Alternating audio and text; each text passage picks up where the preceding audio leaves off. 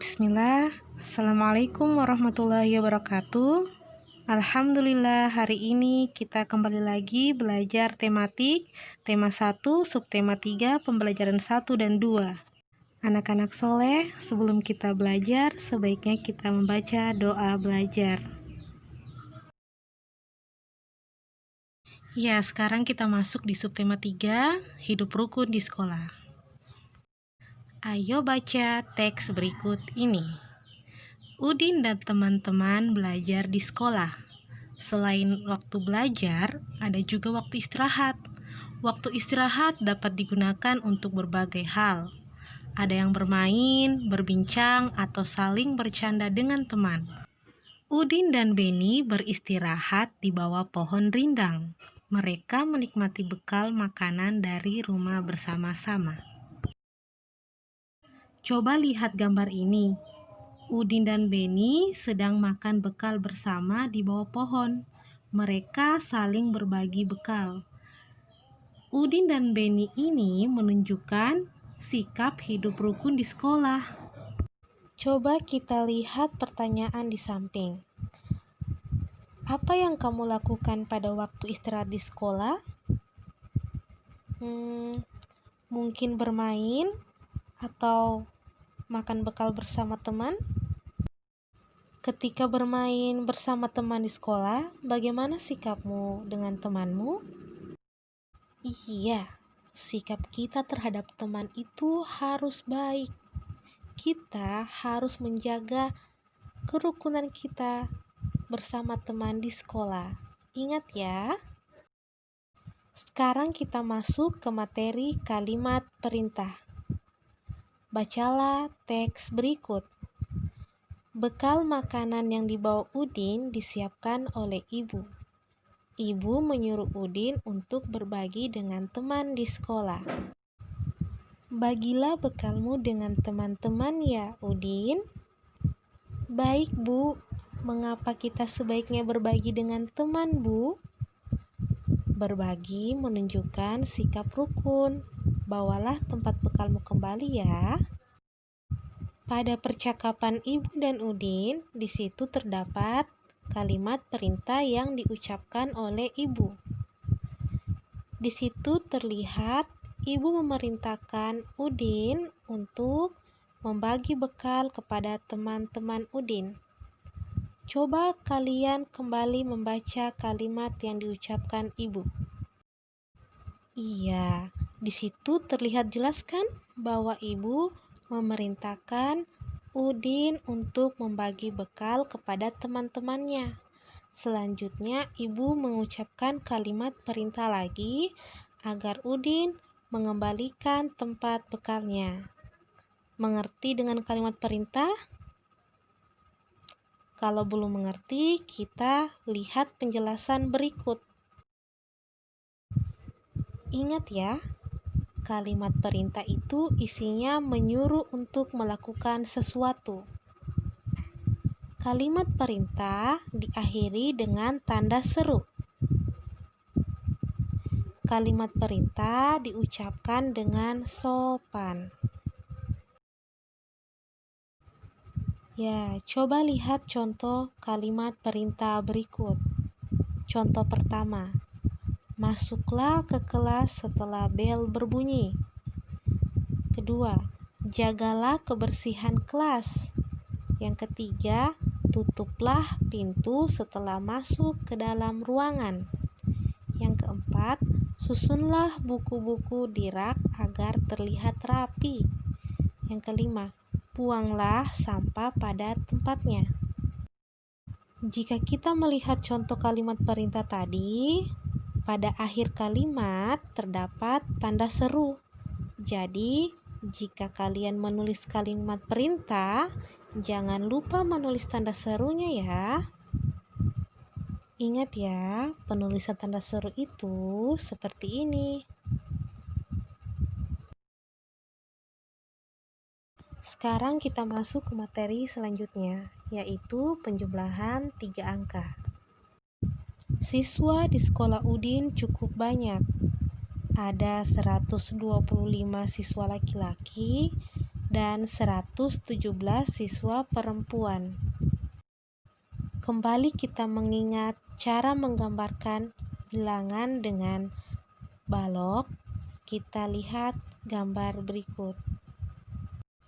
Di situ ada 2 balok ratusan, 3 balok puluhan, dan 12 balok satuan.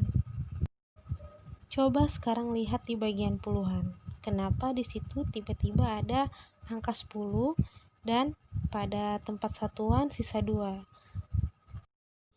Itu karena pada penjumlahan di tempat satuan menghasilkan 12.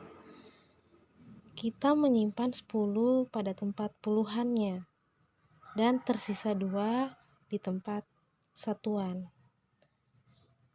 Sehingga pada tempat puluhan tertulis 30 tambah 10. Jadi hasil dari penjumlahan balok tadi menghasilkan 242. Untuk lebih jelasnya, coba kita perhatikan penjumlahan cara panjang berikut. Ya, kita masuk di contoh penjumlahan cara panjang. Penjumlahan antara bilangan 125 ditambah 117. Sekarang kita pisahkan nilai tempat bilangan-bilangan itu. Yang pertama, coba lihat 125. 125 sama dengan 100 tambah 20 tambah 5. 117 sama dengan 100 tambah 10 tambah 7. Setelah kita pisahkan begini, kita bisa menjumlahkan sesuai nilai tempatnya ya. Ya, kalian harus ingat saat menjumlahkan bilangan, kita jumlahkan dari nilai tempat satuan. Ya, coba kita jumlahkan sekarang. 5 tambah 7 sama dengan 12. 20 tambah 10 sama dengan 30. 100 tambah 100 sama dengan 200. Kalau kita perhatikan penjumlahan pada nilai tempat satuan itu menghasilkan 12. 12 terdiri dari angka puluhan dan satuan. Ya, untuk memudahkan kita pisahkan puluhan dan satuannya. Angka 2 menjadi 2 dan angka 1 menjadi 10. Kenapa 10? Karena 1 itu merupakan nilai puluhan. Setelah sudah terpisahkan berdasarkan nilai tempatnya, kita sudah bisa menjumlahkan dengan mudah. 200 tambah 30 tambah 10 tambah 2.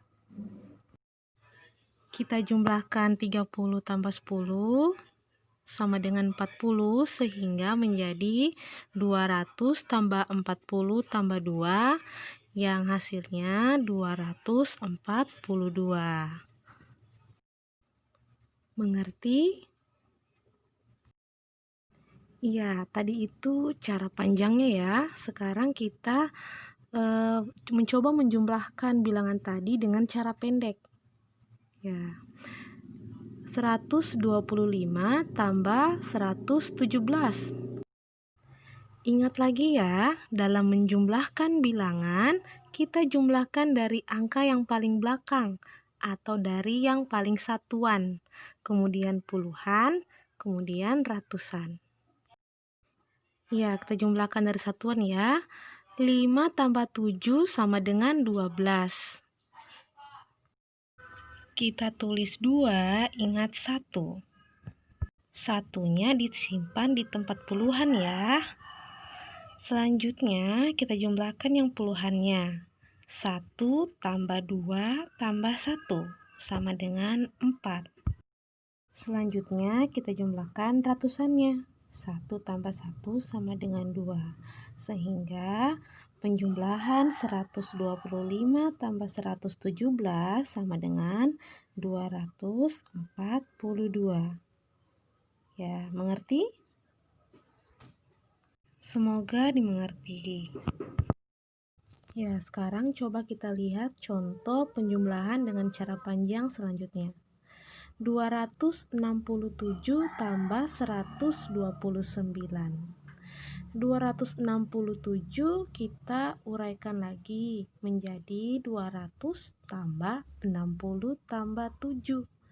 129 sama dengan 120 tambah 9.